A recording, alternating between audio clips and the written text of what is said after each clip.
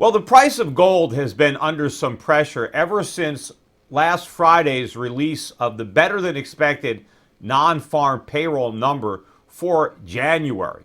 Gold dropped $35 an ounce right away in response to that release. And more important than the 25,000 or so jobs by which the forecast beat the expectations, what traders were really looking at were the upward revisions to prior months throughout 2014, where the government added a lot of additional jobs. And so more jobs throughout the year were created, at least according to the government, than was originally expected. And this really emboldened the forecasts of a Fed rate hike later this year, perhaps as soon as June. This is seen as proof that the recovery is real and that the Fed is going to be raising rates. And that really pulled the rug out from under the gold price. But more important is, let's look at the jobs numbers, because people are jumping to conclusions. Yes, we have been creating over 200,000 jobs a month, or we did create for most of 2014. But is this in response to a strong economy? That's not what the data suggests. What is more important, what is more influencing the number of jobs is the quantity, or rather the quality, the nature of these jobs. It is the shift from full-time to part-time employment, driven mainly by Obamacare, or more precisely, the need to avoid the requirements imposed by Obamacare. Obamacare forces employers to provide insurance for full-time employees. As a result, employers are hiring more part-time workers than they normally would. And that is substantially influencing these numbers. In fact, the real reason that we have such a low unemployment rate and we're creating so many jobs is because people are in effect sharing their jobs. We have a job sharing program. And so people don't have a full job, they have part of a job, and somebody else has the other part. If I'm an employer, let's say I have two workers and they're each working 40 hours a week.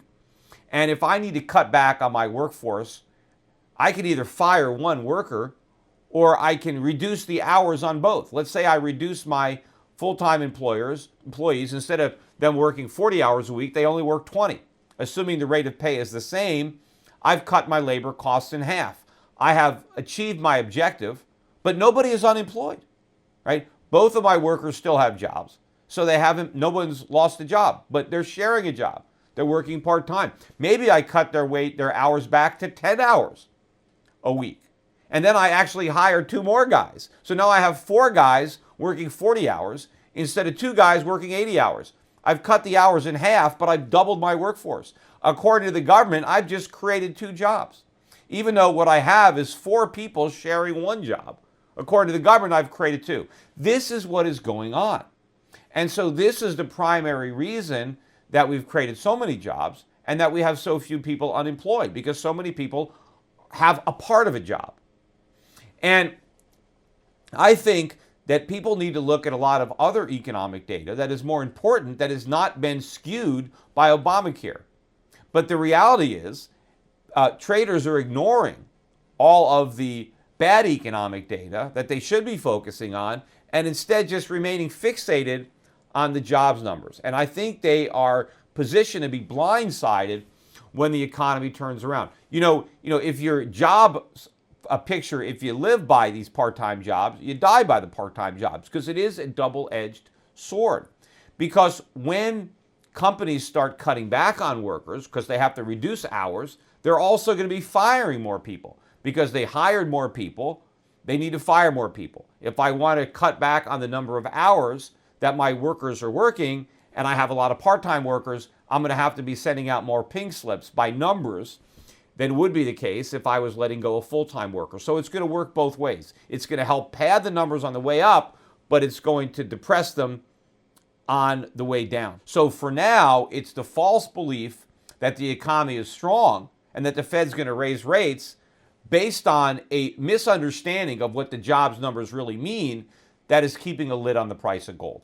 Of course, one other thing that is happening that should be lifting the price of gold, which is inflationary monetary policies all over the world. More and more central banks are now reducing their interest rates, launching QE programs. Gold prices are rising in terms of those currencies.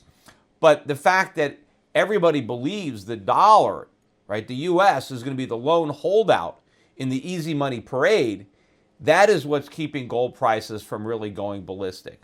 But I think, again, everybody's got it wrong. I don't think the U.S. is going to be the holdout when it comes to the easy money parade. In fact, I think we are going to be leading that parade. Not only are we not going to raise interest rates or not raise them substantially, maybe we get a trivial rate hike, although even there I think it's more likely that we won't. But we are going to be launching a new QE program, the mother of all QEs. It's going to make the Japanese or the Europeans blush the size of the QE that we're going to launch, especially, too, if the Fed is going to be motivated based on jobs. Because I believe the employment picture is going to turn south in a big way. And then the Fed is going to have to rev up the presses, and it's not going to work. See, that is the problem.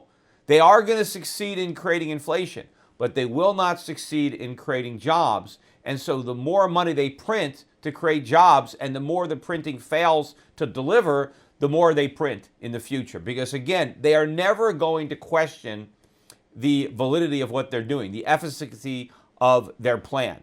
So if they do a lot of QE and they don't get enough jobs, they just do some more.